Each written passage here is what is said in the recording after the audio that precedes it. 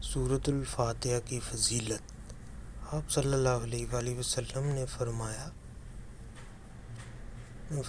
کہ 4 آسمانی کتابوں توریت، زبور، انجیل اور قرآن مجید میں اس سورت جیسی کوئی سورت نہیں نازل ہوئی۔ آپ صلی اللہ علیہ وآلہ وسلم نے فرمایا سورۃ الفاتحہ کے بغیر نماز نہیں ہوتی ہے، اور آپ نے فرمایا قرآن مجید میں سب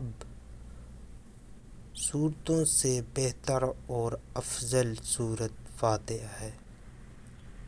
حضور صاحب بن زید روایت کرتے ہیں کہ آپ صلی اللہ علیہ وآلہ وسلم نے سورت فاتحہ پڑھ کر دم کیا، اور آپ نے فرمایا سورت فاتحہ ہر بیماری کا علاج ہے اور ہر بیماری کے لیے باعث شفا ہے۔